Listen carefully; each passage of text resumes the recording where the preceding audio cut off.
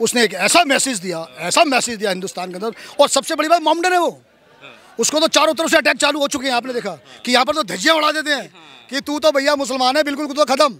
ठीक है, इन्होंने देश का जो उसने निचोड़ निकाल के धरा, जैसे गीता का सार होता है ना, गीता का श्री कृष्ण ने गीता का सार में दिया था, ऐसे ही मैं शाहरुख खान को अपने देश का वो जवान कहूँगा। एक सरहद पे लड़ रहे हैं और एक मीडिया के रूप में जिसके पास इतनी बड़ी स्क्रीन थी, उसने हिम्मत दिखाने की कोशिश करी। और अगर आपका भी चैनल ये कर रहा है तो दिखाने की कोशिश करना कि हमें शाहरुख जैसा जवान सरहद पे भी चाहिए, घर में भी चाहिए। आप भी हिंदू हैं, आप कैसे तारीफ कर रहे हैं?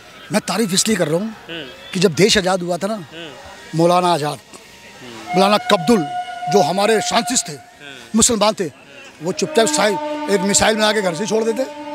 अगर वो दुश्मन होते तो वो तो वहीं मार देते। राष्ट्रपति थे, चुपचाप बना के ले जाते, वहीं छोड़ देते, सब खत्म, अटैक करने की जरूरत थी नहीं, वो देशभक्त थे, इस माटी से जन्म था। मैं शाहरुख को अब यहाँ से हटा दूँ।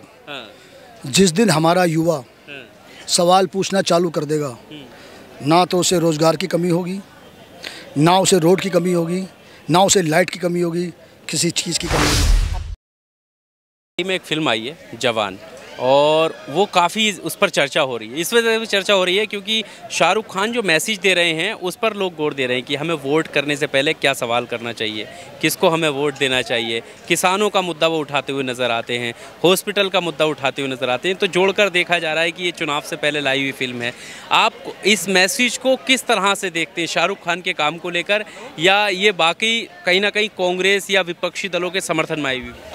मैं तो इसको ना कांग्रेस के उसमें देखूंगा, ना बीजेपी के। मैं तो शाबाशी दूंगा उसकी शाहरुख खान को। अच्छा। जिसने इतना हिम्मत करी कि ऐसे कहते हैं ना, रजिया गुंडों में फंस गई, उन रजियों के गुंडों में फंसे हुए अकेला बेचारा रजिया, उसने एक ऐसा मैसेज दिया हिंदुस्तान के अंदर। और सबसे बड़ी बात, मोमडन है वो, उसको तो चारों तरफ से अटैक चालू हो चुके हैं। आपने देखा कि यहाँ पर तो धज्जियां उड़ा देते हैं कि तू तो भैया मुसलमान है, बिल्कुल तो खत्म। ठीक है, इन्होंने देश का जो उसने निचोड़ निकाल के धरा, जैसे गीता का सार होता है ना, गीता का श्री कृष्ण ने गीता का सार में दिया था, ऐसे ही मैं शाहरुख खान को अपने देश का वो जवान कहूँगा। एक सरहद पे लड़ रहे हैं और एक मीडिया के रूप में जिसके पास इतनी बड़ी स्क्रीन थी, उसने हिम्मत दिखाने की कोशिश करी। और अगर आपका भी चैनल ये कर रहा है तो दिखाने की कोशिश करना कि हमें शाहरुख जैसा जवान सरहद पे भी चाहिए, घर में भी चाहिए। तभी तो इस कांग्रेस की जीत होगी, हिंदुस्तान की जीत होगी, क्योंकि कांग्रेस ने आज तक बंटवारा किया ही नहीं। अब हमें, आपने कहा भी, मैंने सुना किसी से कि आपने इतना बड़ा गठजोड़ कर दिया। मुझे बताइए, जब 14 में इलेक्शन में याद है, कितना बड़ा गठजोड़ था इनका? ये तो इनको सीटें मिल गई, ईवीएम की मेहरबानी करो या इनकी मेहरबानी करो, इनको 300 कुछ सीटें मिल गई।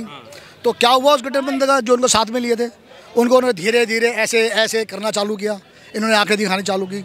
अब फिर इलेक्शन आया 14 के बाद 19 के अंदर, फिर उन्होंने खुशवा को ले और उसको ले, और खुशवा गाली देने लगा, मैं इसको लिटा दूंगा, हटा दूंगा। कोई नेता आ गया, कोई समाजवादी का आ गया, कोई कांग्रेस के भी चले गए वहाँ पर। आपने क्योंकि काफ़ी चर्चा हो गई हमारे बीच, आपका नाम मैंने नहीं पूछा, नाम बताइए। मेरा नाम तिलक सहगल। तिलक राज सहगल। जैसे अभी हम जवान की बात कर रहे थे और शाहरुख खान की बात कर रहे थे, उनके दिए हुए मैसेज पर बात कर रहे थे। आपको पता ही होगा कि उनके ऊपर टैग लग चुका है पिछली फिल्म में कि वो हिंदू विरोधी हैं, उन्होंने भगवा का अपमान किया है, और अब फिर से वो फिल्म लाए जिसमें उन्होंने तमाम मुद्दों को कुरेदा है। तो आप भी हिंदू हैं, आप कैसे तारीफ कर रहे हैं? मैं तारीफ इसलिए कर रहा हूँ कि जब देश आज़ाद हुआ था ना, मौलाना आज़ाद, मौलाना कब्दुल, जो हमारे शांतिस्ट थे, मुसलमान थे, वो चुपचाप साहिब एक मिसाइल बना के घर से छोड़ देते।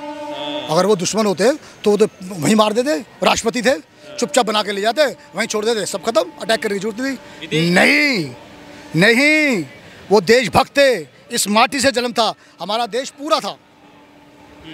जो हमें नहीं चाहते थे वो पाकिस्तान चले गए, जो हिंदुस्तान चाहते थे वो हिंदुस्तान में रुक गए। मैं उनको सलाम भी करता हूँ।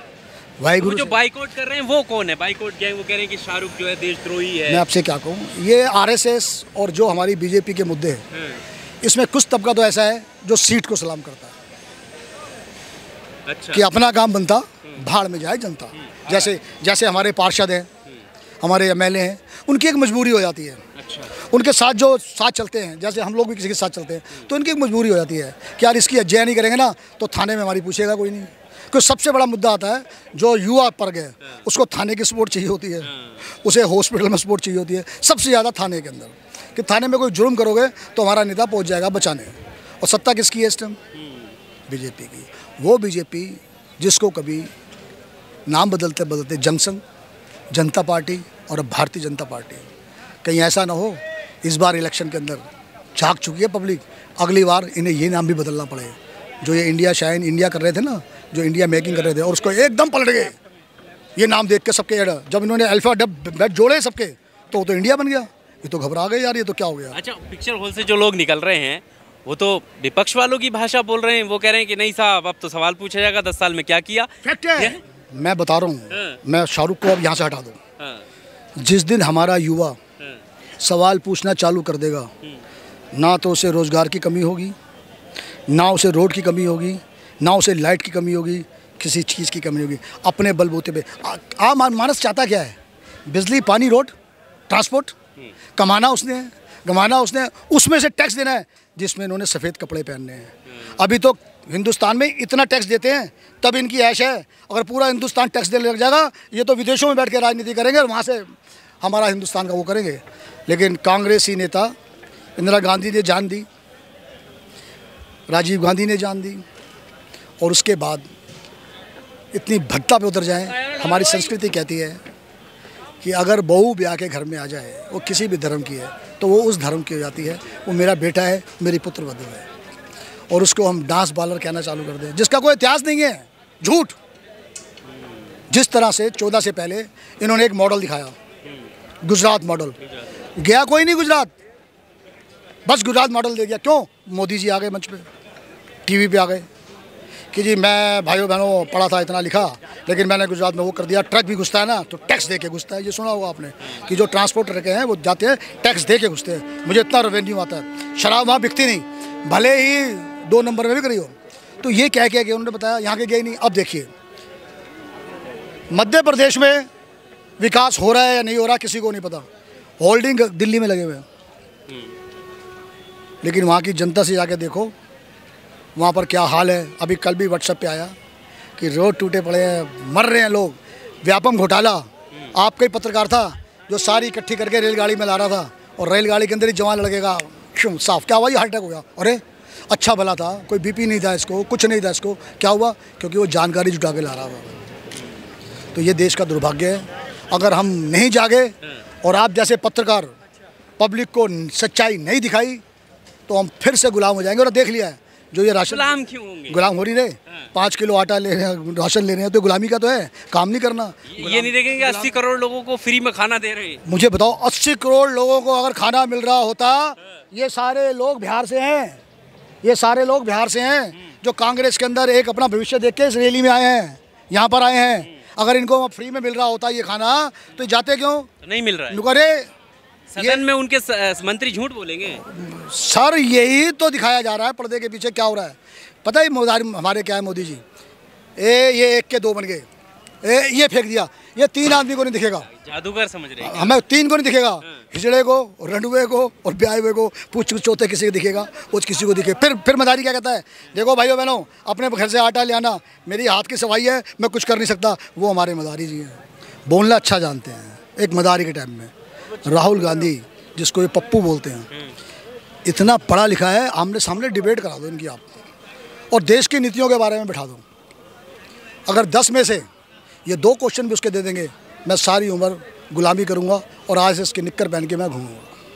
नहीं दे पाएंगे। मैं अब बिलाओ ना, अब तक 9 साल हो गए हैं, एक भी प्रेस कॉन्फ्रेंस हुई नहीं हुई। क्या वजह है? इतना बड़ा आपका पंडाल लगा, इतना बड़ा जिएडा, आपके पत्रकारों को अंदर क्यों नहीं घुसने दिया गया? क्यों नहीं घुसने दिया गया?